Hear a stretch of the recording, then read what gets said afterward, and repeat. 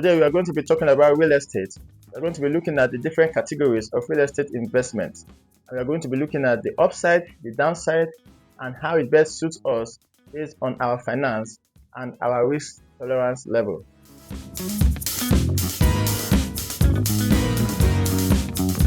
Real estate are property investment activities involving buying, selling, renting, or managing properties such as land and buildings.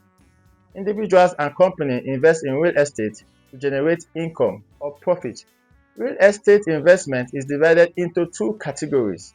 We have one, the direct real estate, and two, real estate investment trust. Number one, direct real estate is also known as physical property investment.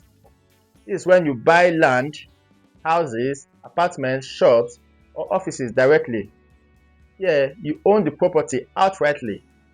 You bought the property is in your name. So you are the sole owner of that property. The value of the property rises over time. You personally decide how to manage that particular property, how to improve it, or whether to sell it or not. You are the sole decision maker in whether to sell, whether to rent, to improve the property. On this particular category of real estate, on the appreciation of the value of the property. So as you know, over time, the value of real estate always tends to go higher and higher and higher. So as the sole owner of this real estate, being that the property is in your name, you have the advantage of using that property to secure a loan.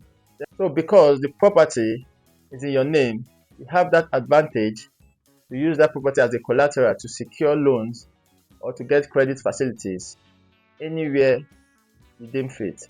So the downside of this direct real estate is that it involves high upfront capital. So you have to be very buoyant to actually be able to purchase a property. Because you know, the cost of real estate keeps going up, keeps skyrocketing. So you have to have a lot of funds for you to be able to put payment down to actually acquire a direct real estate. So direct real estate involves management stress. It involves management stress in that you have to deal with tenants. You have to follow up with tenants because there are some tenants that finds it difficult to pay their rent. There are some tenants that could destroy your property. There are some tenants that would outrightly want to misbehave in your property. And also dealing with repairs of different facilities, repairs of some equipment, and even taxes could be a bottleneck in direct real estate investment. Direct real estate is less liquid, meaning that it is hard to sell quickly if you need cash in a short time span. So if there is need for cash, you want to invest in something else and you quickly want to sell the property, you don't just get a buyer as quick as you would want to, because most times you have to go through different phase and the different bottlenecks to actually scale that selling of the property. So you have to wait for a reasonable time, and it also depends on the amount you want to sell the property for. So if you want to sell the property for a lesser amount, I believe that you get a buyer compared to when you want to sell it at the industry price. So I own a direct real estate. I own a rental property, and I must say the hassles to fix or repair some damages is quite discomforting. From roofings to pipes, etc., and some tenants not keeping to their own side of the tenant contract. So you have to go through hassles, you have to go through some stress in trying to meet up with the requirement of a direct real estate property. The second category is the real estate investment trust. This is popularly called REIT.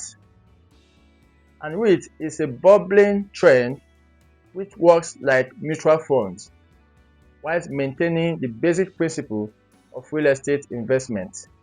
They pool funds from different investors to make investment in properties, while the proceeds are shared based on the share owned.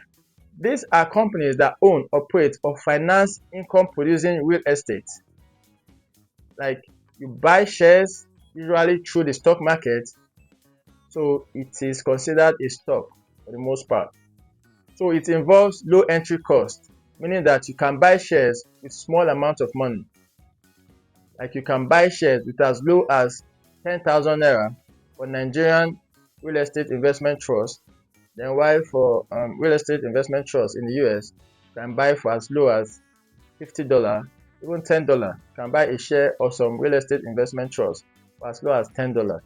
So it has low entry cost. So REIT gives diversification on real estate products. That is, it gives you exposure to different properties like hotels, like malls, offices, you have data centers, etc. So by investing in one REIT, in one company, you can have exposure to all of these calibers of real estate. So REITs are highly liquid, meaning that it is easy to buy and sell your stock shares. You can easily sell your shares if you need funds immediately. It is highly liquid. It can be converted to cash as quick as you want it. You get regular dividends from REIT. REIT distributes its income amongst investors as dividends. They pay you a particular dividend depending on the shares of the company that you own. So REIT gives regular dividends. So there's no management hassles on REITs. You don't have any stress on the management of the properties. You don't have anything to do. The company handles everything concerning the real estate investment trust. I currently own about 4 REITs. I just relax and get my dividends quarterly, and also the value of the stock also increases. So the downside of REIT is that, one, you have no control. You don't have any input as to which property to invest in, what to do in the investment program of the property. You have totally no control because all of those is handled by the management of the real estate investment trust company. Number two, your investment is exposed to stock market volatility. So because they trade REITs in the stock market, the prices of the stock fluctuate according to the stock market. There's lower capital appreciation with REITs. Returns mostly come from dividends, not big price jumps. So you can't have like value growth like your direct real estate, because in your REIT you get quarterly dividends or biannually dividends. So that reduces the appreciation of the stock price of that company. So I'm going to tell you some factors to consider in whether to choose direct real estate or real estate investment trust. So you should choose direct real estate if you want full control of your property. By owning that property, by having your name on that property, you are the sole manager of that property. You make full 100% decisions concerning the property. Also, you can handle management or hire a property manager. So if you feel that there's so much hassle, there's so much stress coming from the management of that real estate property that you own, you can actually hire a property manager to help manage the property, just so that you can relieve yourself of the stress of managing the property. So if you want direct real estate, you have to have a large capital. And by having a large capital to buy a particular property, you know that you are going to have value appreciation in the long term. So you are not waiting quarterly for any form of income.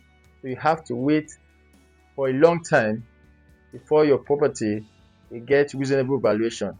And most times, the valuation that accrues to direct real estate is much more than your real estate investment trust. So you should choose REIT, that is real estate investment trust, if you want passive real estate exposure with small capital, meaning that if you don't have lump sum to actually purchase outrightly a property, with the little that you have, you can invest in a real estate investment trust and own a stake in that particular company. If you prefer liquidity and diversification, So REITs is the best option for you. So if you want to quickly turn your shares into cash or turn your investment into cash, then real estate investment trust will serve you that particular purpose. And also, if you want diversification in real estate, that is, if you want to partake in different calibers of real estate, like your malls, like data centers, like offices, like shops, you know. So there are REITs that caters to all of those under one basket of shares that you invest in. So if you want steady dividend without management stress, you just want to earn it without bothering yourself about how to manage a property or how the company manages the property, then REITs will serve you very well because you don't have to do anything. You just have to stay at the comfort of your home, having your investment with that particular company, and you'll be getting steady dividends. Examples of real estate investment trusts in Nigeria include UPDC, you have Union Home REITs, you have FSS REITs, etc. We have so many REITs in Nigeria, but to mention a few. So also examples of REITs in the US include General Net Lease. So this is a company that focuses or specializes on leasing property out to companies or to businesses, and they get their income as at when due. So we also have Realty Income Corporation, etc. So having been able to demystify real estate, I think by now you should know the best category of real estate investment that best suits you, best suits your finance, best suits your investment style, best suits your involvement in the property. So you know a better category to follow through with. So I want to thank you for sticking through to the end of this video, and I want to urge you, please kindly subscribe to the channel. Please like this video, share this video with anybody that is seeking or sorting different investment products, because real estate investment has been existing from time immemorial and nothing is going to take it away. So thank you, and I see you on the next one. Peace.